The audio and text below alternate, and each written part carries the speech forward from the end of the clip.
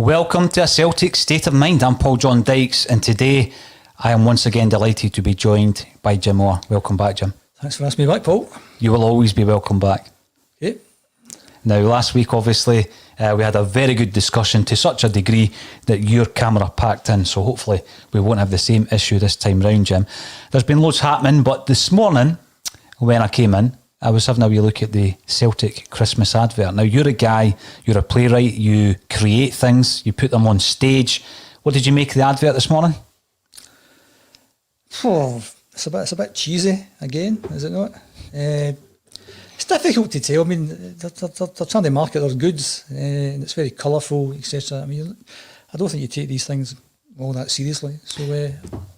It's a big thing in the calendar for the media team, that they put all that together. It's turned into a big deal for them, which is great because obviously I'm pretty sure did they not win an award at some point for their Christmas ad campaign? There's a point to this. I think it depends on your expectations. What you're looking for in a Christmas ad. I suppose in the greater scheme of things, you're not that bothered. I think there's more important things to be. Well, this is the reason I'm bringing it up, because I think that what you're looking for, right? What I'm looking for is a message. I'm looking for a message, Jim. So moving on from what we've just discussed, what we've decided to do at Celtic State of Mind, and what we're going to do, is not a Christmas advert as such, but on the 19th and the 20th of December, which is obviously a massive weekend for Celtic as a club and for fans, we're potentially going to wrap up, Jim, 4 trebles in a row. Now, we were talking about it before, and someone said to me, is it a Scottish record? Now, I believe it's a world record. 12 domestic trophies in a row. Right, in terms of quadruple trebles, I think it's a world record. Someone out there might be able to correct me if I'm wrong. So, we've got to do something big on that weekend. Now, there's a few things happening in December on a personal level, but obviously we've got Christmas coming up. And it has been, an end to the hardest year many of us will ever face. So we thought, let's put something back. So we're going to do, over that weekend, 24 hours of broadcasts. And we're going to do 12 hours on the 19th and 12 hours on the 20th. And on the 20th, of course, we'll be covering the game, right? So hopefully after that, everybody will be in a tremendous mood and we can all enjoy it together. We can all celebrate a great achievement together. Just to clarify, it's not me that's doing the whole 24 hours after some of the comments last week. Good-natured comments where they were. So I'm not doing the whole 24 hours. You will be appearing at some point, Jim. But we're going to be doing 2 12-hour broadcasts over the weekend, and it's to raise funds for charity, to aid the most vulnerable people in society this year. And although the charities specifically are to be confirmed, we have quite a few in mind. They will be including charities that support mental health, the homeless, vulnerable children and vulnerable adults. We don't want any kids to be waking up on Christmas morning, Jim, without anything under the Christmas tree. So we're going to be raising as much cash as we possibly can over a 24-hour period over a weekend. Now, this year, Jim, every bit of content that a Celtic State of Mind has done, and it's been daily, has been free. And we're going to be asking our listeners and sponsors to get involved by giving us something back over those 24 hours. We do have some big plans that will include ex-players getting involved, pundits, prominent fans, musicians, and it'll be 12 hours non-stop coverage on the Saturday and on the Sunday. And hopefully after the game, everybody will be in a good mood. We're going to raise as much cash as we can. We're going to announce our target at a later date, Jim. But that's our big announcement today. Weekend of the 19th and the 20th. We're going to be on your screens from 8 in the morning until 8 in the evening, raising funds for charities. So if you have a small community-based charity that you think would benefit from some much-needed funds around the Christmas time, please get in touch and we will discuss how we can set that up. So, Jim, I love the Christmas adverts. I think it's a bit of fun. But as I said before, I think there needs to be a message. And our message is, after this year of all years, let's try and support the vulnerable and those in need at that time of the year. So are you up for getting involved in that? Because I just broke that to you about 5 minutes ago. Of course, yeah. I mean, last week there was quite a few good-natured comments about how long I tend to talk. So I shall ignore that. Just keep talking away. You've got to ignore it because we've got 24 hours. We've got 24 hours. So I could do 23 and a half of them, but we need somebody else for that other half hour. So, but thanks for the good-natured comments last week. Some of them were very funny. I broke the internet apparently, but it's back on now, so that's good. You broke the internet, but basically over the years, Jim, right? And someone the other day there, or the other week, criticised us for name dropping. But you know what? what happens when you're getting involved in books and like yourself with theatre and you're trying to put things together in terms of podcasts, live events, is you get to know a lot of people who have been involved with the club in a playing sense, or maybe they've written books, or maybe a pundit, a prominent fan. So we're going to go through all the phone books that we've managed to accumulate all these contacts, and we're going to get as many people involved as possible. We're going to have a few of the pundits who come in on a weekday basis for ACSOM Bulletins to present our slots, and we're going to have some other video footage. There'll be loads of giveaways, loads of prizes, loads of charity fundraising, let's hope. So we've got a few figures in mind, and I'm pretty sure the Celtic fans will club together to give back to community charity. So I'm really looking forward to that. There'll be loads of planning towards that. Now, there was a bit of a story I read this morning, Jim, in relation to Karamoko Dembele. And Karamoko Dembele has been named in FIFA 21's Hidden Gems list. Now, I remember back in the day where I used to read the old 442 magazines, and they ran a brilliant feature called The Boys A Bit Special, and they would talk about a player from anywhere in world football who was potentially going to make it big. Mm-hmm. And I remember reading some of the names did make it, some of them didn't. You then think back to the days playing Championship Manager and some of the players that looked brilliant in their teenage years, like Neil Lamptey, always performed well if you signed him. But Dembele, this is the real deal. He's been named in the Hidden Gems list. First and foremost, what's your thoughts on his development? And the question is, should he return to the fold? Because he's been out the squad for some time now. No, I don't think he should return to the fold. I think, as I said in previous week, that 10 smothers everything. So where's he going to get the opportunity? I've said also in previous weeks whether you can actually justify having Lennoxtown and the Youth Academy there. How many players actually do come through, and is it worth the money? Now, I suppose if you get something like Kieran Tierney, you get £25 million from him, and that kind of pays for itself. But in terms of young players coming through, I think it's really, really difficult. There's no reserve league, so you're either on the first team or you're not, and there's a bundle of players that are ahead of Karamoko in the queue. And it's just one of these really unfortunate things. I think we talked in previous podcasts about, would you want to put him out on loan? Not really. Not if he was going into the, another Premier Division team or a Championship team, because they end up being kicked off the park. So I think it's a really difficult one for Dembele, really difficult. I did think that myself, because in the past we've spoken about the amount of players we tend to loan out, and a big part of that, Jim, really is the fact that there's a lack of reserve league, and it's all about trying to get games, so you're sending players out to get games, and there's guys out there at the moment who are on loan from the kind of younger age groups at Celtic. Sometimes it works. You bring back McGregor, he stars and still stars for the team. Ayer was loaned out to Kilmarnock, Christie to Aberdeen. These are some of the obvious ones. Even Rogic was loaned out earlier on to an Australian side to try and get into the squad for the World Cup. I think it's really important, if you're going to loan someone out, that they're playing at a standard that's actually going to benefit them. I could see guys maybe... Could he play in the Premier League? Could a Premier League take him, do you think, Dembele?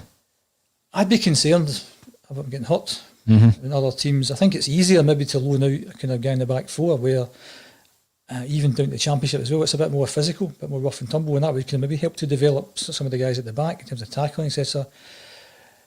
He's quite a small guy as well, maybe a bit of a target. I just have lots of concerns about him, and he's meant to be the next big thing, and it'd be great if we could play him. And I think, getting back to the 10 again, I think any other season, the fact he played last season or the season before, I'm losing track. He played last season. He played in Europe last season. He's the youngest ever Celtic player to play in Europe. The game he came, was it Hearts he came on? Game against Hearts, yeah. And that was last season, yeah. Yes. Yeah. So he made his debut at 16. We're well ahead in the league, and I think if you go well ahead in the league, then you can afford to bring in younger players. Next week, League Cup game, ideal. I'd certainly bring him back for that. I'd certainly populate most of the teams with the fringe players next week. So certainly you can bring him in. I think that, again, as I've said before, that because every game is a virtual cup final, I don't think Neil Lennon can take risks on players that he's not confident that can do it. How can you show you can do it? Well, you have to play games, and it's difficult to bring them in. And that's why, again, repeating myself again, that this game against Sparta next week, I'd be playing in that. There's a game where you can maybe see what he's like, him and Turnbull and Sorrow. Those are the games to play him to play. I don't think we'll learn anything by playing him against Ross County next Sunday. This is the game that we're getting for the added value on the season ticket. Well, that's a whole different discussion, isn't it? So don't go there. But yeah, I would certainly play him this Thursday at Sparta. Yeah, because as I've said before on the podcast, that I would leave a few of our key players behind, because it's more important to play league games than the European games. And let's see what the fringe players can do in a game like that, because I think playing a League Cup game isn't maybe going to test them that much. Albeit we're playing Ross County, who are another top tier team, so it should be a test for them. But well, I think he comes into the category, obviously, of players, Jim, who it seems we don't want to risk them when we're going for every single point. We're in a situation at the moment where we really can't afford to drop any points in the league. So I take that. I absolutely do take that on board. There's a few other players, I think, who are in the same category at the moment, who won't be risked for that reason. And I did suggest, I think it was last week, that the games that I would far more likely play some of the fringe players in would be more your League Cup games. Now, again, and I've said this from the beginning of the season, as a Celtic supporter, and it's not an entitlement, I want Celtic to win every tournament, because I think we've set a standard. So I'm not saying, right, forget about the League Cup this season, Jim, play the young kids, play the fringe players. I'm not saying that. But there needs to come a time where they get a game, and it won't be in the league, because we are now obviously 9 points behind, 2 games in hand, of course, and every point's a prisoner. In terms of that point, I mean, you can't have your cake and eat it. Basically, you can't on the one hand say give the kid games, on the other hand say, well, these games are too important to play them. So would it be that big a deal if we get knocked out the League Cup? I don't think it would be, but given the nature of Celtic, it would be a big deal. Yes. So you pay your money, you take your choice. If it's all about trying to give younger guys a game to see if they can then play in the first team in league games, that's what the League Cup's about. Maybe playing Ross County, maybe because they're in the top tier, maybe not. Maybe if we're playing Clyde or somebody else in the lower league, maybe that's an easier game to play. But you can't have your cake and eat it. Either you say, we're going to throw these young guys in to give them experience so we can then play them in the league games, or you don't. But as I said, you can't have both. There's been a few games, though, when you're looking at it, in terms of games where we've been fairly comfortable this season. There's been a few, not that many, where we've obviously been beating Hamilton, Ross County and Hibernian fairly comfortably, Jim. And you've got 9 subs on the bench, and you think to yourself, why not give the likes of Dembele 20 or 30 minutes now? I know he's no longer on the bench. He's not in the top 20 players at the club at this moment in time who are able to be in that first team. Yeah, I would totally agree with that, and I've said that before in terms of I've got 5 subs to use. Yeah. We're not using the 5 subs, I think, to the maximum, and we should be getting them on earlier. It'd be good to start some of these fringe players. You know, it's one thing starting a game, it's another thing being a sub and trying to get into the flow of the game. And I always feel really kind of sorry for players who come on in the last 10-15 minutes. What can you do in the last 10-15 minutes? And that's why I feel really sorry for Lee Griffiths in the last few weeks, both for club and country. You're having to come on in the last 15-20 minutes and do something. It's a lot of pressure on you. Whereas if you're starting a game, you've got potentially the whole game in front of you to do something. So it'd be good to start these guys, because I think that makes a world of difference, because only getting 15-20 minutes, you may not get any touches of the ball, the game might pass you by. I don't think that's a good indication of what you can do. I think if you're running from the start, you say, on you go, David Turnbull, you've got 90 minutes today, it shows what you can do, rather than compressing it into 10-15 minutes. And I think, again, that's your balancing act. And that's why I think the League Cup game next week and the European game, stick Sorrow in, Patrick Klimala in, Dembele in, Turnbull in. Even in the European games? Oh, aye, definitely. Yeah, you've mentioned that yourself. How are you going to test these guys? How are you going to test these guys unless you put them in against decent teams? I think the problem with the European stage at the moment, and I think it's almost been written off by even Neil Lennon, most fans are resigned to the fact that it would take a monumental set of results for us to actually qualify, Jim. So, it's not something like we're deluded and we think we can pull it back. But it's Celtic... Also the fact, Paul, if you've got a squad of 28, the theory is that you should be confident enough to play any of those 28 players at any point in time. And we're not doing that. And I'm not saying that you put out, a complete unknown team against Sparta, but, maybe don't play Eddie, don't play Griff, don't play Brown, don't play Carmack, don't play Christie, whatever. So maybe you're playing 5 or 6 of the normal guys, plus your fringe guys. Your fringe players. And you should be confident. If you can't be confident playing these guys, then why are they in the squad, in the first place? Because basically what you should be doing, as any football manager should be doing, you should be trying to have the best squad possible. And every player you've got, you should be trying to buy a better player than that player. And that should be an ongoing process. Mm-hmm. And from the chief executive point of view, you should be trying to have the best manager possible. And without going into that debate just now, is the manager just now the best we could get? No, he isn't, so we could get somebody better. Are the 11 best players we've got the best we get? No, we could get better players than them as well. So you should be constantly looking to replace players you've got with better players. We've got a squad of 28. Would you trust all those 28 players? Chances are you wouldn't. Are they good players? Of course they're good players. They've got as far as they've got. But when we name people like Anthony Ralph, I don't want to pick on Anthony Ralph, there's a kind of sigh that, I don't know about playing him. Welsh, I don't know about playing him. Sorrow, well, he's not played a game yet. You start getting into this, do you really want to do this? And I think if you've got a squad of players, they should all be ready, at a moment's notice to come in and do a job. And I think also it's really, really difficult for players if you're not playing games. Of course. You've played football yourself, that your whole week is geared towards playing a game of football. And if you're a sub, I suppose particularly these days when there's no fans in the ground, you're sitting in the stand on your own, and it's understandable you might check your phone now and again. I think it's just really, really difficult. And mentally you have to be really, really tough. And what was interesting about the Christmas video was the end. What happened at the end? David Turnbull sitting on his own, and Scott Brown says something like, come on. That was quite interesting, wasn't it? That was quite interesting. I know, the forgotten man. Aye, so why would you put that in your Christmas video? That seems totally bizarre. Just remembered that there. Yeah, it was a bit unusual. If you're David Turnbull and you're meant to be, we talked about Dembele being one of the stars of the future. He's meant to be one of the stars of the Scottish game. Young guy, desperate to play football, isn't getting a kick of the ball. Understandably so, because of the 10.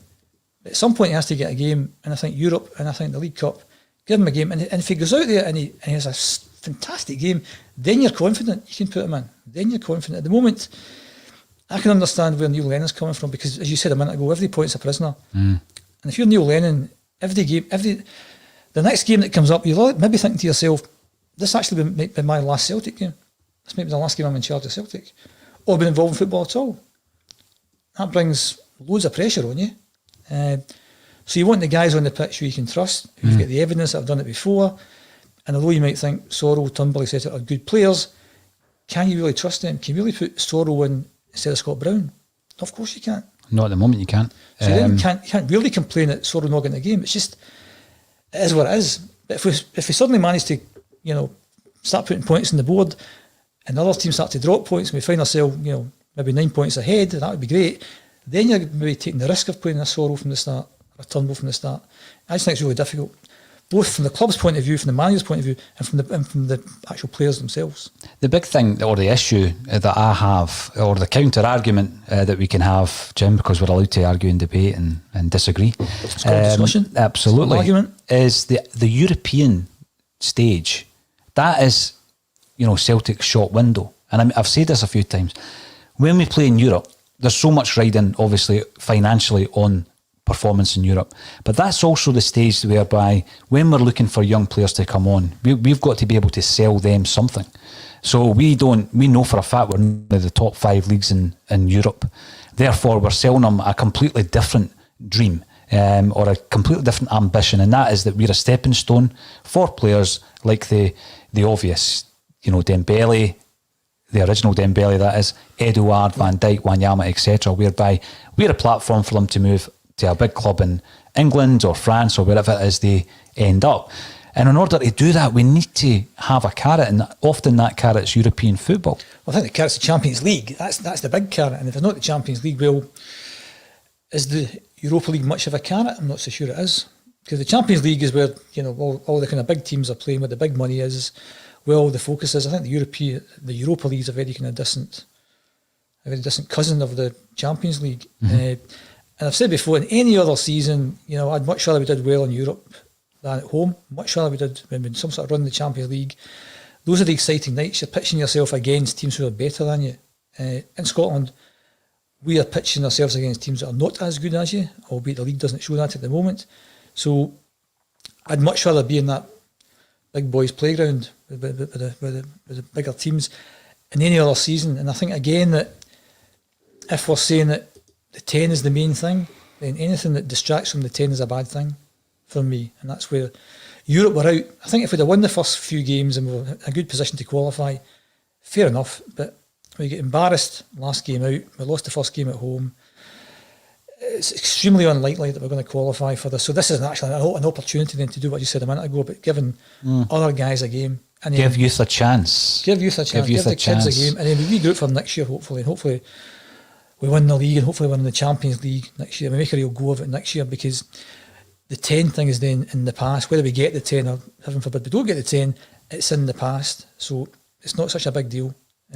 Let's hope we do, Jim. I mean, that's obviously the focus and the main focus, but it made me wonder on a few of the points you've made earlier on in relation to Celtic's youth development and the process of introducing young players into the first team. Can be a difficult one at a club like Celtic, but obviously, we come from the great traditions of producing players, Jim, and again, it's the modern game and it's different. But what I did find interesting the other night is I was watching a Scotland game, as it happens, and I set out a tweet that got a fair bit of traction, but had I tried to explain the reason behind it, because apparently you've got to have a point. If I tweet something, Jim, I've got to explain what my point is, and I was challenged time and time again, and I decided I would just discuss it. Who says you have to? Various people, because my tweet was that basically around a very simple fact everybody knows, that Andy Robertson, Declan Gallagher and Stephen O'Donnell, who were starring for Scotland's most successful international side in 22 years, that can't be denied. I'm not saying they're the best, but they're the most successful because they've qualified. Yeah. Between 2009 and 2011, all three players were released from Celtic without playing a first team game. That's all I said. Straight away, I'm being accused of saying that Celtic's youth policy isn't good enough. Would Gallagher get a game for Celtic? You're trying to say O'Donnell would get no, I'm not trying to say any of that. So it's a multi-layered kind of point that I was making. You could say, well, am I looking at the fact that the players have overcome adversity early in their career, Jim, and proved everybody wrong and made the grade to an international level, right, which is one of the highest levels you could ever attain other than Champions League status, which Andy Robertson has also attained? Or could you look at it and say that the youth development system at Celtic is so good that they're producing players that can play at international level? Or could you look at it and say, should we not be producing players for Celtic? Is it in the business plan? Because this was one of the arguments. It's brilliant that Celtic produce all these players that go and play elsewhere. It's not. Because I don't think that's in the business plan of the millions of pounds that we pump into youth development, that we're just going to produce all these players for other clubs. So no, I'm not saying that O'Donnell and Gallagher would get a game for Celtic. I am saying that it's fantastic that all three players have proved the coach wrong or the head of development wrong, who released them. I think that's great, particularly the story of Robertson, which is well known. But what I would question is, are we producing enough young players from our youth development into the first team? And I think it's a fair enough question. Knows the obvious answer to that one, because we haven't brought many through. So the ones we've brought through, Kieran Tierney, Callum McGregor, James Forrest. And Callum McGregor and Kieran Tierney were given a chance under Ronnie Dyler. So he was at least somebody who's willing to throw younger kids in. And by the way, the Tierney thing, sorry to interject, and you did say a great point earlier. You produce what was an Aidan McGeady or a Sean Maloney, you sell them for big money, fine, keeps the thing ticking over. You're basically washing your face there. You sell Kieran Tierney for 25 million, you say, well, he was a product of the youth development, fantastic. Kieran Tierney was very close to being released from Celtic. Very close. Well, the main point I was going to make is actually who actually judges. How do you tell? How do you differentiate between one player and another? I mean, it could be a squad you've got with 2 or 3 left backs in it, and you have to pick one left back. Or do you have to pick one left back? You pick three. I'm fascinated by how these things work, and it's dead easy in hindsight to say, well, there's 3 guys we could have had, but what were they like? I know. The best part of 10 years ago. Were they as good as? Not as good as they are just now, but were they as good as other players in that particular team? What is it you're looking for? And that's why I, from time to time think, is there a need for youth development? Because we get hammered by that Sparta Prague team, and that was our second team, and they can't be on the kind of money the Celtic players are on. You could go out there and buy half the Sparta Prague team and don't pay them much money, and all of a sudden you've got better players. So I'm not so sure about the whole kind of having a youth development scheme at all. I don't know enough about how players get picked and what the criteria is that they get picked. And because it's so competitive that mean, I've been involved in the past, kids football obviously, like trying to pick teams for a select team. And what you're then getting is all the kind of good kids from different schools coming along, and you're trying to decide which are the better kids. Mm-hmm. And it's really difficult, and trying to figure out who's better than whom. And one of the things I ended up doing is actually find out what boys' club they played for. And if some were playing for boys' clubs, like Celtic Boys Club, and some weren't, I'd tend to go for the boys' club kids, because that's the only way I could figure out how you could.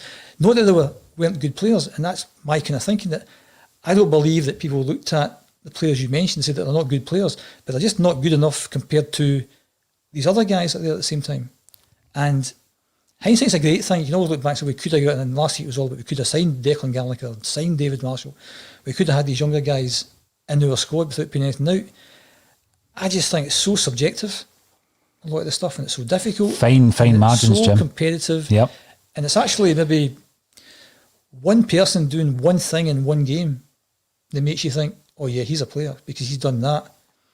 And maybe these other players couldn't do that particular thing. And if you know somebody can do something, you think, well, I could shape that, I could mould that, I could make that something. But because it's, as you say, it's fine margins, and you've got, one would imagine at Lennoxtown, we've got the best of the best. You've got the best of the best. And what you'll find then, which I found through experience myself, is that the parents of these kids are used to their kids being the best players in their team. And they find it difficult to get their head round that, why is he a sub? Because he's the best. Well, he's not the best of the best here. No. He might have been the best in his boys' club or his school team, but he's not the best of the best here. And all of a sudden you have to come up against better players, and all of a sudden they're sub. And how can they cope with that? And if you, I mean, I have no idea how many young kids we've got at Lennoxtown, but it's loads at all the different age groups. You know, so how do you decide? And I'm assuming that there's some, objective process that works their way through the players. And if they released the three players you mentioned, obviously I would like to think that they didn't quite come up to the levels that other people come up to. Of course, and this is one of the points that's right. Oh, you're trying to say they were wrong to release them. Actually, at that point, no, I'm not trying to say that. They were obviously not good enough at that time. And then people think that, you've got this one-dimensional view. I'll go back to the Quality Street gang, a subject that I researched for years. And what I established through speaking to the players who were involved in that is that we had players that weren't signed, that left, went elsewhere and became a success. Now, Jim Holton was one of them, right? Eyes of Blue, 6'2". Jim Holton's after you, right? Yep. Jimmy O'Rourke, who went on to become an absolute legend at Easter Road. And Graham Souness. Graham Souness was in at Celtic Park at the same time as Kenny Dalglish on a Tuesday and a Thursday night. Now, I remember saying, and this is me name dropping again, maybe we'll get Kenny in for the charity weekend. I remember saying to Kenny Dalglish, I can't imagine a midfield of Graham Souness and Bobby Murdoch. And Kenny said, no, doesn't work like that. So I'm well aware that player at that time wasn't right for Celtic, or Celtic weren't right for them. Totally aware of that. But if you're running a business, right, do you honestly think anyone's looking at that Scotland squad, right, and saying, oh, isn't it great that we produced three players? No. What they'd much rather is either we've produced them for the good of Celtic, either financially or on the park. The question that you posed was about young Dembele. Now, we've all seen the video clips of Karamoko since he was about 13 or 14. Yeah. So you would have to be deaf, dumb and blind not to know that he's a future star. So if you let him go, you would say something's badly wrong here. But of the other players that you mentioned, I don't think there'd be much between other players. Andy Robertson was quite a wee guy, wasn't he? Yeah. Still is obviously a wee guy. The other guys you mentioned, Gallagher and O'Donnell, defenders. So how do you differentiate between 10 defenders you've got? Who do you keep? Who do you let go? I think it's a really difficult thing. I wouldn't do the hindsight game to say, well, we should have kept these guys going. You can't possibly do that. What I would say is, when was the last time we produced a right back and a centre half? I certainly would throw that into the mix. Oh, and I think also from my experience as well, people tend to be obsessed with big players in Scotland. And so if you're not big and strong, particularly kind of under 12, under 13 type of thing, you tend to get missed out a wee bit.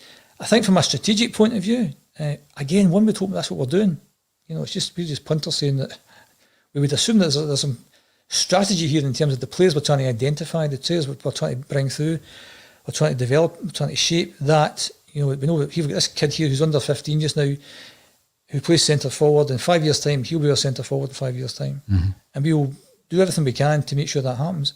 I don't know. I don't know what happens up there.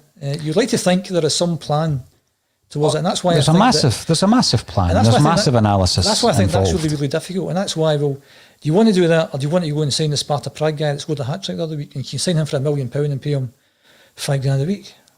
But then perhaps when you're looking at the way that things aren't actually progressing in Europe for Celtic, maybe we should have a different take on it. And I don't mean base everything on the youth. I'm not saying that for a second. I think it's a different discussion you're now having in terms of how those players are developed and how those players are shaped in terms of technique, etc. And when again, you don't know the answer to this. You're assuming that how they're developing the kids, how they're shaping the kids, is the same as what they're doing in other countries.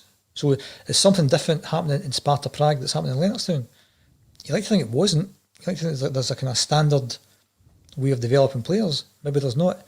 And how come I always kind of think, I mean, I said last week I'm a big fan of Scotland, but when Scotland play teams, usually, other countries, the other countries, their technique always looks better. They look more athletic than we do. You know, so I don't know if that's a trick of the eye, or it's a factual thing. It's a very subjective thing that I see. And even from a Celtic point of view, quite a lot of the time we're playing European games and you think they seem so much tactically more tuned in than us. They look physically fitter than us. I don't mean this particular Celtic team, I mean in general terms in the past. Well, there's been certain Celtic teams like Martin O'Neill's team, big, strong, they're not going to get messed about. But in general terms, I think the European opposition tend to be a bit tactically better, physically better. Talking to the physicality aspect of that then, when you're looking at two players that obviously we've seen a hell of a lot of, in Andy Robertson, of course, when he was at Dundee United, and Kieran Tierney at Celtic. Since they've gone down to England, have you noticed a change in their physical stature? Absolutely. Kieran Tierney looks like a monster. Aye, absolutely. And then that's you posing a question of how our players been trained, developed, their physique, etc. And obviously Arsenal have got 1,000 coaches down there. Got a wee story for you, Jim. A wee story. I've never shared it on the podcast, but it's quite an interesting one. Controversial. Right? No, it seems a bit far-fetched actually, but it did happen. I've got the emails to prove it. I'll fluff the cushion up. Again, I'm talking about the Quality Street Gang a hell of a lot today, but anyway, Vic Davidson obviously was a part of the Quality Street Gang. If anybody's been following his career, he moved away to the States and he played in the NASL and he played the indoor stuff and he stayed over there, met a woman, settled down, became a coach, and he's been coaching kids over there until he's retired, I think last year. Anyway, a couple of years ago, Vic Davidson and I stayed in touch after the book and he sent me video footage of this kid that he discovered over in the States. He just said, I've never seen a player like him. He's unbelievable. And he started sending me every week he's sending me these goals. And he basically says to me, is there any way we can get him a trial at Celtic? And I'm like, how am I going to get a trial? You know people. How am I going to do that? But actually I thought, I'll take that as a challenge. I love a challenge, right? So I take that as a challenge. And I spoke to a gentleman that I know who's involved with the club and who's obviously in talking terms with all the big high-hegians, as I think we can call them. And I started the discussion with this person because they knew Vic from back in the day when they both played. And they actually organised for young Carlos Franco. Now that sounds like a drug baron, but it was the guy's name, to come over to Celtic Park for 2 weeks for a trial.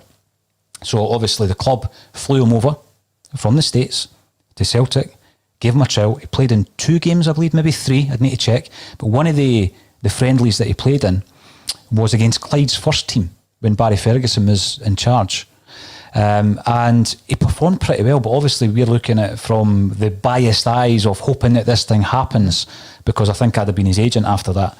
And he played well and all the rest of it. But the reason I'm bringing this up, he was allowed to go home and that was the end of it. He had a trial and that was the end of it. Mm-hmm. Got a wee picture of him in the Celtic strip as well, when they were playing Clyde. So the point I'm making is that the amount of stats, Jim, that was available so that feedback could be given to the kid, because he came over himself. He didn't come over with his parents or anything. He came over himself. I think he was 17 at the time. Was unbelievable. The amount of analysis, and that was both in the training sense and also in the games scenario. So, I mean, obviously it's all computer based and you can get your printouts, and it's almost like a report of your trial period of 2 weeks. Take it away because it's not working at Celtic, but take this away with you. Yep. It might work elsewhere.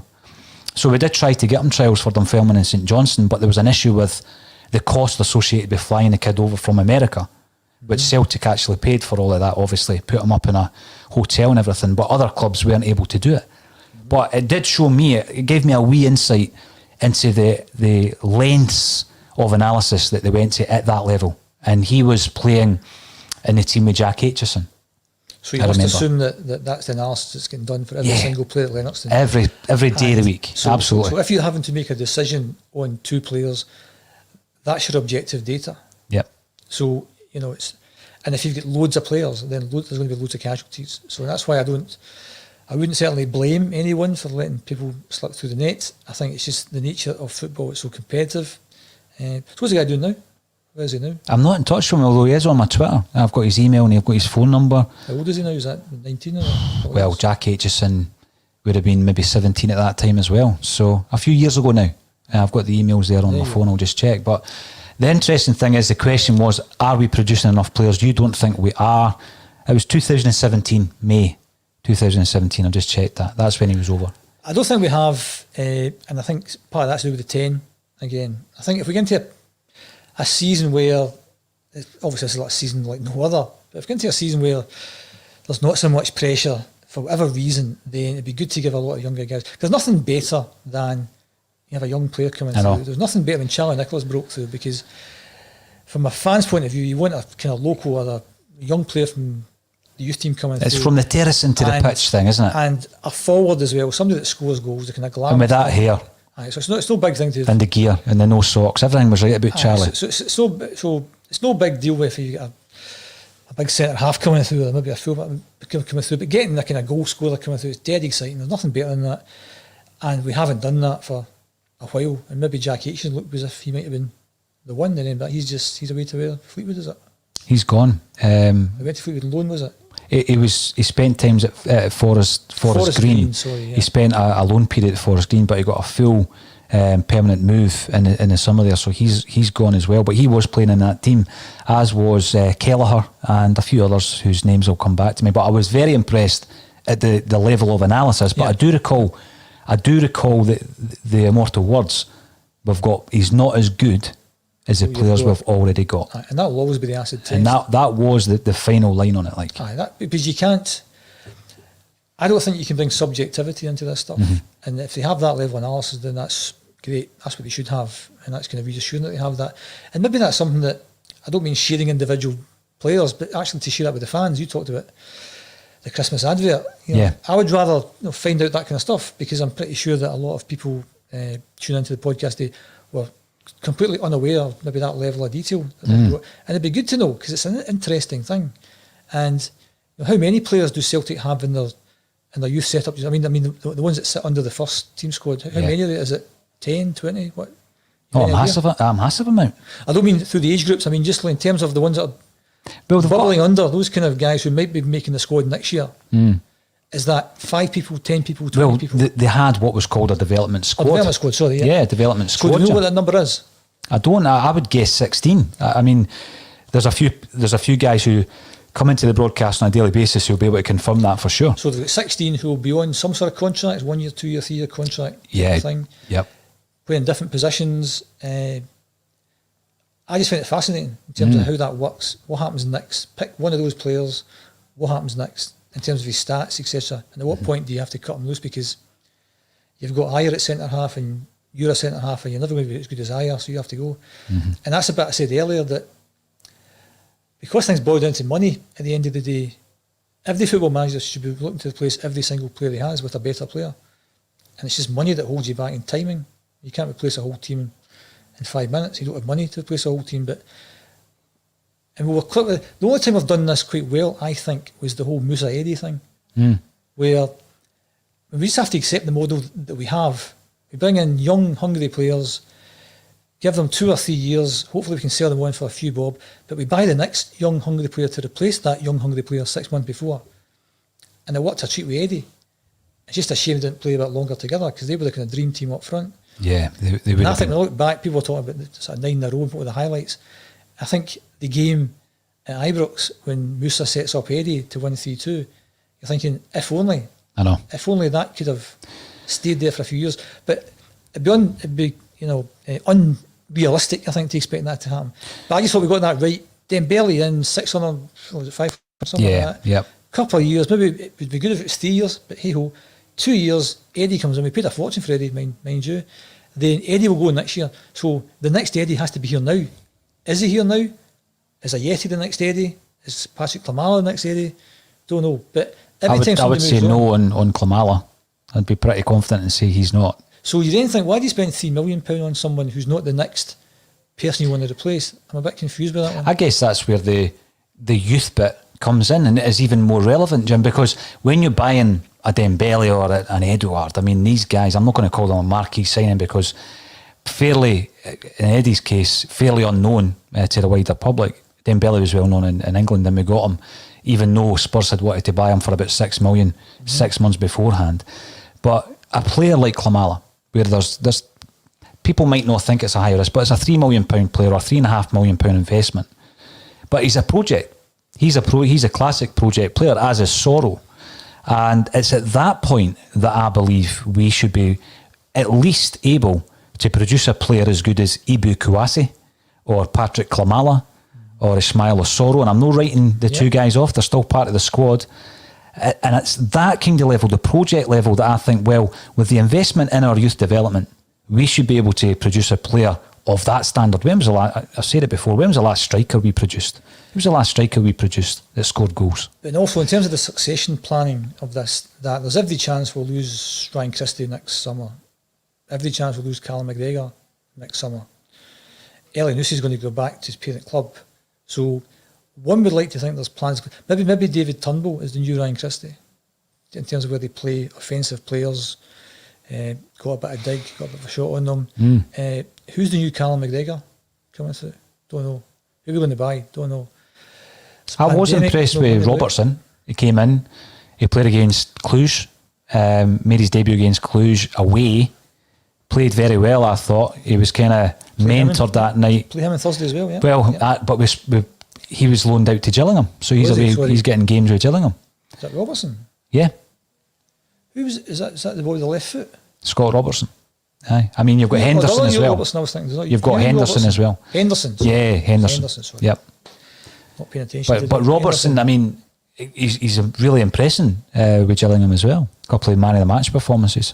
Aye. So I think there has to be that succession planning. And I was quite surprised he spent $9 million in Eddie, because that's obviously record transfer fee. If we're on the ball with this, then we should be getting someone in the January window that's going to replace the guy that moves on in the summer. And although we don't like the fact that people use Celtic as a stepping stone, we are where we are with this stuff. And therefore we should be planning to do that. Somebody in 2 or 3 years, move on, big money, and we've got somebody in 6 months before. And we have to get that right. Because as you said there, I think that's what, $5 million plus on 2 players that are hardly getting a sniff of things. I know. And well, maybe Sorrow's the next Scott Brown. Once Scott Brown goes. But we'd have to be playing them into that position. You can't suddenly just throw them in at the start of next season, so you're the new Scott Brown. And again, this goes back to it's difficult to do given every point's a prisoner again. Why do we not have someone who's been honed and trained and coached and has the same mentality or football philosophy because they've been at the club? For example, Daniel Church leaves the club after 13 years, having never played, 21 years of age. They know what Celtic is and how we play and what the mentality and the culture is. Why don't we have a ready-made striker? We never seem to have one. We never seem to have a goalie. Or even a centre-half. And I'm not saying go out and buy Declan Gallagher, but my point stands. Why don't we have a centre-half? If you have a half-decent centre-forward, that's to get when you get the money, even though they're playing in Scotland.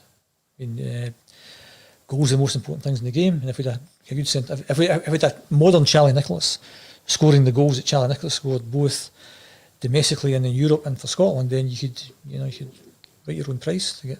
Do you think we should try and get Charlie in on the weekend? Definitely, yeah.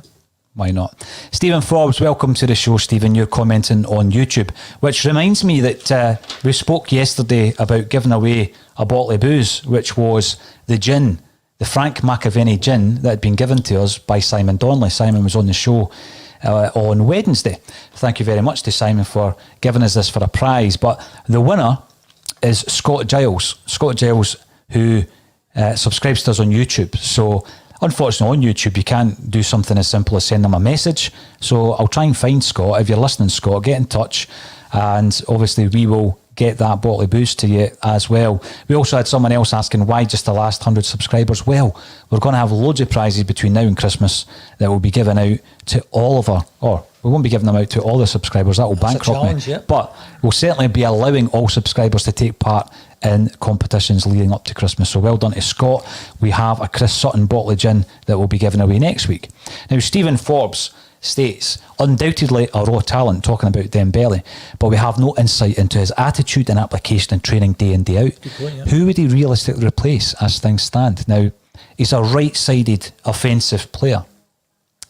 You're looking at the fact that Jamesy Forrest was obviously the first choice there, Jim. I felt in the first few games, if you look at the subs, Dembele's sitting there, he is a sub. He is potentially a guy who would come on and replace Forrest due to injury or loss of form or whatever. At that stage, he's in the 20. He wouldn't get anywhere near that now that we've got, obviously, Frimpong sitting in there. You can't have any passengers in the team. And no disrespect to the boy, you don't know what he's going to be like. And he can't play the role that we're playing Frimpong in. There's an argument to say Frimpong can't play it either. You're also talking about, I mean, you now get into the kind of realms we've been talking about previous weeks in terms of how the team plays and the shape of the team and all this kind of stuff, because there's something wrong with the coaching there at the moment. We're not playing as a team, we're playing as lots of individuals. And if individuals turn up, we'll do okay. So you throw another individual in Karamoko Dembele into the mix, then I think you're further complicating things as well. Different if you've got a good structure to the team. You can slot in there, Karamoko, that's what you're going to do. But because it's been so kind of topsy-turvy, that might even just make things more confusing. So is Karamoko really the Ryan Christie role, right of centre in front of the midfield, just behind the strikers? Is that where we're looking? Or is he a winger? Don't know. It's one of these ones where until somebody's played a few games to figure out themselves what their best position is, I think it's a bit of a difficult one, because if you take somebody like Ryan Christie, he's dotted about different positions from time to time and he's found his niche now. That's what he should play. Yep. I think it all comes back to that we can't carry any surplus players this season. No. And we need everyone performing every single game. We've talked about certain players who one game's a 9 out of 10, next game's a 2 out of 10. They can't keep doing that because we can't drop any more points. And I think that everything will always come back to, as you said earlier, every point's a prisoner here. And can you risk someone who you really don't know? You're putting them in to give him game time, to help him develop, when in fact, if you're Neil Lennon, your job's on the line here. Yeah. And you're going to go with the tried and trusted. And that's totally understandable. And the fallout from that is you can't maybe develop some of the younger players. And I said earlier that if we'd have finished the league last season, we'd have finished it with 5 games to go. We'd have won the league, no bother. And we could have given all these young guys tons of games before the Scottish Cup final. And unfortunately, it didn't work out in that way. And we've not been in a position this year, apart from possibly this League Cup game coming on, because we wanted to do well in Europe. But now Europe's away, I think that's an opportunity now to get some of the fringe guys involved. It's an interesting viewpoint. Now, Philip Lloyd is commenting on YouTube. If you are watching on YouTube, please subscribe to the channel. Don't often get the chance to watch real time. Keep the great work up, guys. Well, it's great to have you on board, Philip. And Terry Tibbs says good afternoon. Great to see Jim. Jim, you've got a fan. I know Terry, you got a lot of stick last week, but you do have a fan. Terry, and who else is on your? Is it Red Scotland as well? Yes, Red Scotland, and follow us Celtic. Good afternoon. Mark is in Thanks the room. for the comments last week, guys. Much appreciated. The other thing to note is I actually can't see the comments. Only Paul can see them, because I noticed somebody say something to Stevie the other day. Asked Stevie something, but obviously Stevie was sitting here, so he can't see the comments. I know. So and by the way, I don't ignore anybody's comments. It's just that there are so many because they all filter in from all the social media channels, Jim. And you've got to keep scrolling through them. I'm not blaming you, Paul. So people were blaming you last week. Multitasking. Not enough comments. I'm not blaming you for a second. I think you do a grand job. What was I being blamed for last week? Was that because your camera went off? Because I was talking too much and you weren't talking enough, and there wasn't enough comments. Because the people have spoken, not the people. The people have spoken. Helen McCallum. I loved the Christmas ad. We are all the little boy when he says he's missing Celtic. I think we are. We're all missing the routine that we've known for decades. I said the other day, Jim, I've watched Celtic in 5 different decades. How many have you? I think it's also good to see the players, just having a bit of fun doing things. Of course it is. That's always great to see. I think the point you were making is maybe the kind of the message at Christmas maybe shouldn't just be about trying to shift merchandise. It's maybe something else. Then again, the Celtic Foundation do great things as well. Of course they do. Yeah, so we can't ignore that, and we're not competing with anybody because it's all about actually helping the vulnerable. So Absolutely. It doesn't matter how that happens or who it goes through, as long as they're helped. Absolutely, yeah. Damien Gallagher, you don't have to apologise for mentioning another podcast on here. Damien says, have a listen to the 20-minute Tim's podcast on Academy Sports Science. It's quite illuminating. Someone else mentioned this the other day. I've not got round to listening to it yet, Jim. Okay. But I have absolutely no issue with any other Celtic podcast. Why would we? We're all providing content for Celtic fans. There's not an issue. And obviously we had the 4 Tims guys dialing in last week. And when things settle down, it'd be good to get the 20-minute boys in here as well. Quite happy for them to come into the studio when we're allowed, with travelling restrictions and all that have been removed. We'll certainly get them in, which would be tremendous. I think that's a good thing about internet, social media, that we now know a lot more than we did 30, 40 years ago about certain things. Mm-hmm. And people are then sharing that. I mean, if you go back 40, 50 years, people depended on the Daily Record to find out what was happening. So things like, I mean, obviously there wasn't sports science back then possible, but in terms of, you know, even back in the day, how did the big clubs decide on what players to keep on? What was their criteria? Obviously it was non-analytical, it was mostly subjective. And we have all this objective decision, which is fascinating. And I'm a bit too old for your championship managers and your PS5 and stuff like that, but speaking to my kids who've played that, you know, the amount of data they've got in players there is phenomenal. You know, so one assumes that that's also available to most of the clubs to make decisions. Well, one of the big things, and I think Red Scotland's made a good point here, there's no excuse for our players not developing physically similar to the English base. Now, I agree with that. Yeah. Because that isn't that what the academy is? It's not just about the game of football, it's about mentality, but also physicality. So they look at diet, they look at the science around fitness. To the nth degree, like I said, I got a tiny insight with Carlos coming over. Well, I think all the players have got their own individual programmes to adhere to. Again, I think I'd find it quite interesting to see. It's one thing to see you've got a programme, maybe the targets that have been set, and that's why I made the comparison. Is do we have the same sort of development programme as they have in some other team in Europe? What are their targets? I mean, if you're trying to develop somebody's muscle mass, whatever, is there a kind of standard thing that you aim for? Is there an optimum for a football player to have that? Is there an optimum for a forward to have, or a winger to have? So you start to delve into all those kind of stuff, and you think fascinating stuff in terms of how that works. So I think the fundamental thing is to have the kind of right target. Do we know the target's right? And then we'll aim for the target and get as close as we can to that particular target. I've got no idea what a target is. In the same way I said to you the other week, what's elite? I don't know what that means. So it's kind of, I think it's about understanding what is we're trying to aim for. And then I think your first question was about players coming through. So what do you put in place to give you the best possible chance of achieving the objective that you just said there? I don't know the answer to that question.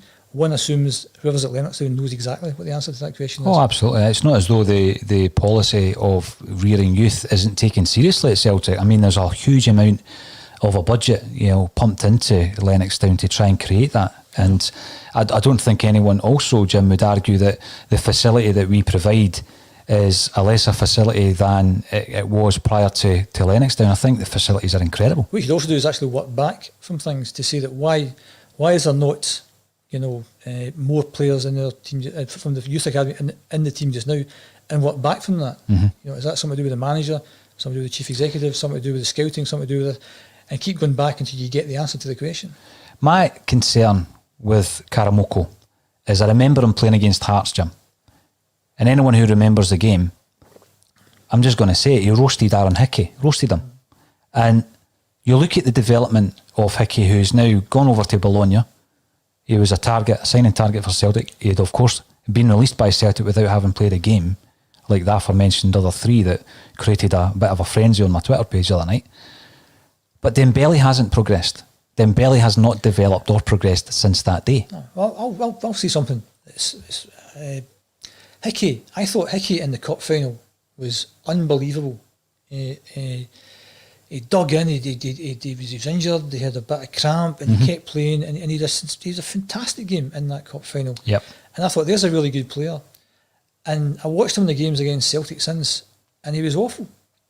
And I watched him against Rangers as well, and he was awful. And I couldn't see anything. Now, obviously, I'm not kind of involved in the game. You're just a fan watching the game.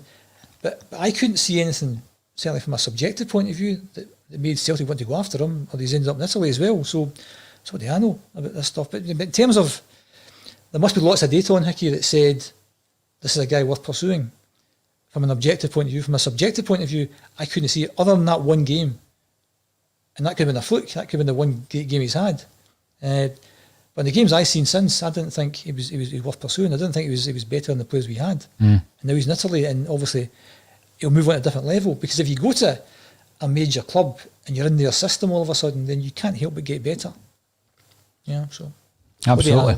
No, David Bradley asked, where is Carlos now? I don't actually know. I mean, that story just came to mind as we were discussing it, so I'm going to have to check him out, maybe drop him a wee text, see how he's getting on.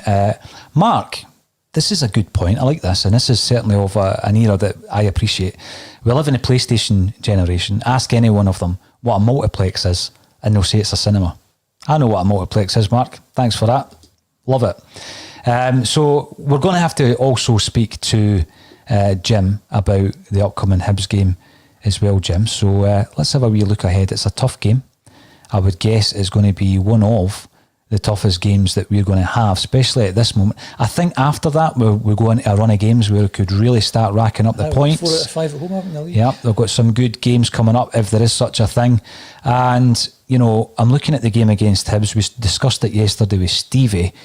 There's a few things that obviously the manager will already have decided on, but we're looking at the goalkeeper situation with the goalie.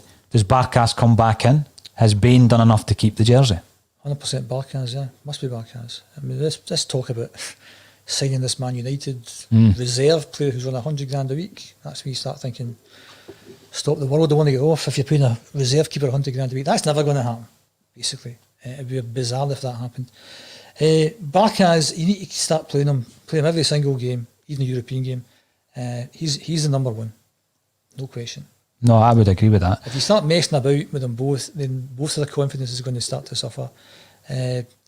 Barker's got injured, maybe that was a convenient excuse for maybe Neil to leave him out, but you have to bring him back in. I totally agree, and I think what I've mentioned, it might be simplifying things quite a bit, is if we do get the Barkas situation resolved in terms of him, his confidence growing, him getting to know a settled backline, Jim, I think that's a massive problem we've got. I think the unfortunate thing, Paul, is the fact that everyone's getting compared to Forster.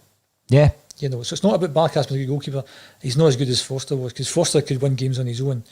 So you're right, I'm right, sorry. He's not as good as Forster. So he pales by comparison then. But he's a £4.5 million goalkeeper. He's an international goalkeeper as well. You play him all the time.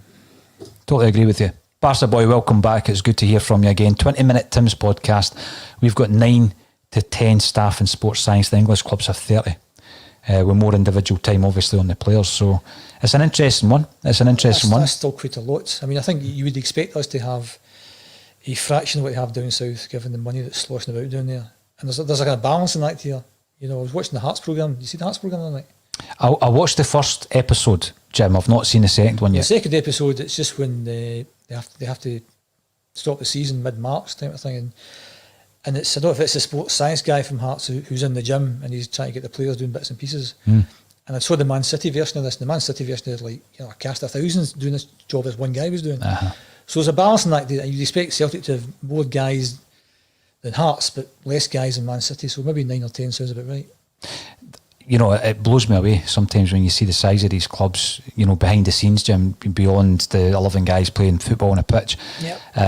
And there's something we're involved in. It's a work in progress that will be launched, obviously, on A State of Mind.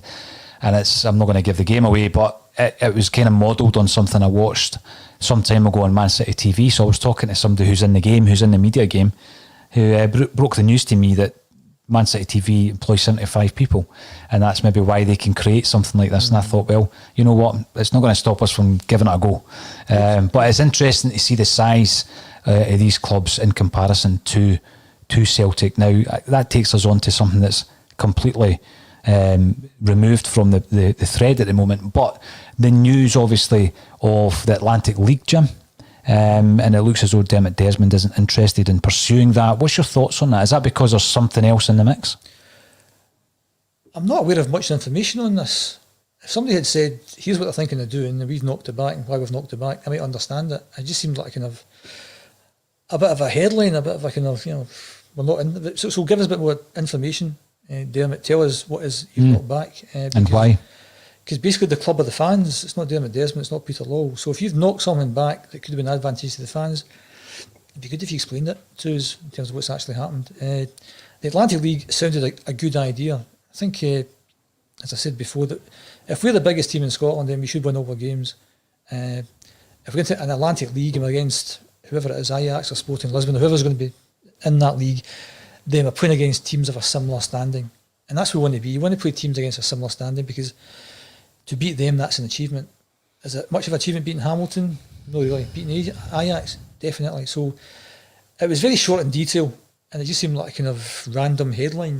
It seemed out of place, didn't it? Out of place. At this time. Aye. Interesting. We were talking about gin earlier, Jim. I don't drink gin. I don't drink much. But I don't drink gin. But there's a lot of footballers getting on this gin thing, and Terry Tibbs has just given us the classic one, David Ginola. Would it not be great for Ginola to have a wee gin? There you go. That almost writes itself. Boom, boom. Fantastic. The other question is Shane Duffy. Does he return to the central defensive area? Shane Duffy comes back. Reason being that Julian's hasn't kicked the ball for a while. He was on the advert though. Which is looking good. Which is the main thing. The big lad Doige up front for Hibs. Big up and up. Big typical centre forward. You put Duffy against him, he wins his individual battles. He does okay. I think we're almost 4 months into the season. I don't think we can keep saying, well, maybe drop this guy, drop that guy. Put your best team in the park and just play that team for the next few games. In terms of the team, Duffy has to, for me anyway, I know he's not been playing well, confidence low. Come in and give us a really good game. Win your battles with the big guy Doige. Don't give him anything at all. You put Ayer alongside him and you put El Hamid at the fullback and Laxal at the fullback. And with your 4 defenders, you say, don't cross the halfway line. Or you say to your fullbacks, if one of them goes, one of them stays.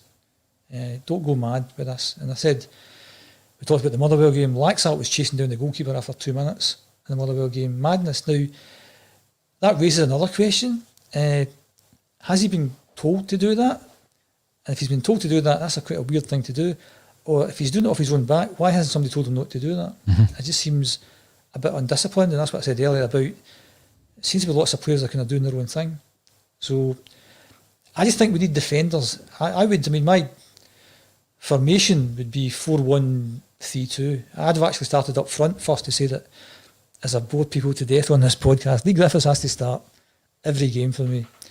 If he's not fit enough to last more than 45 minutes, then let's get 45 minutes out of him. He'll move people about, he'll create chances, he'll take shots from everywhere, he'll take brilliant set pieces. Eddie scored a couple of goals the other night, so he must be in a good frame of mind. Eddie and Griff. State of mind. State of mind. Yep. There you go. Boom, boom. I'm here all week, folks. So I'd play those 2 up front, definitely. 3 in the middle. Christie, McGregor, I'd play further forward. And Elyounoussi. Elyounoussi is a bit of a risk, because he's a 9 out of 10 guy, 2 out of 10 guy. Last game was a 9 out of 10. So you're thinking, is this his 2 out of 10 game? Yeah. But they have to drop him after getting a hat-trick. But if he doesn't perform, you get rid of him at half-time. Hook him at half-time. Don't let him keep on. 5 subs. So Christie, McGregor further forward. Elyounoussi, Scott Brown. Don't cross the halfway line again. Just sit and protect that back 4. If one goes forward, the other defender, the other fullback's going to tuck in. You've got 3 at the back. Scott sits in front of them. Just defend. Because if you get 5 up front of Christie, McGregor, Elyounoussi, Griffiths, Edward, nobody has to help them. No, you're Just right. give them the ball Yep. and let them deal with it. I'm pretty sure that's not the team Neil Lennon put out. I think we'll be a bit more cautious than that. But in terms of a fan, what would I like to see? That's the team I'd like to see. I think they're all experienced guys. They know what's involved. Go for it. I mean, again, we're saying, well, Hibs is going to be a tough game. Celtic have got the best squad in the country. I don't think it's a tough game. It's a tougher game than other games. It's a tougher game in Hamilton away, say. But it's not a tough game. Not with that squad. Not with those players. Not if they go out and play to their potential. And I get the point about maybe there's not a lot of shape to the team. Maybe they're not that well coached. But you stick those 11 individuals on the park. If you can't beat Hibs, you don't deserve to win the league, basically. Because, again, if we were to drop anything, then I think that's the end of the manager. But that's a whole different conversation. We'll talk about that next Friday. Now, interestingly... Hopefully not. No, I didn't mean it like that. What I would like from you is a prediction, Jim. How are we going to do tomorrow? I think we'll lose a goal, 3-1. 3-1 Celtic. Griffiths on a score sheet. Definitely. Yeah. If he plays. Yeah, if he plays, and this is the question. I mean, to play a 2 up front, who knows? He's got some minutes in his legs. I think it's really difficult coming off the bench getting 10, 15 minutes. Mentally, I think that's really difficult. He's done okay with it, I've got to say. He's been brilliant. Yeah. He's been absolutely brilliant. Yep.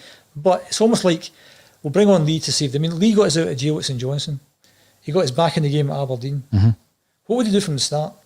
You know, keep them moving about. I mean, Hibs, big guys at the back. Is it Ryan Porteous and who's the other guy? Hanlon, is it? Big guys at the back.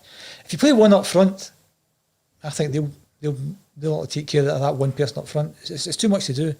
Put 2 up front, keep them moving about, and with 3 guys like Christie, McGregor, Elyounoussi playing behind them, it's a team full of goals.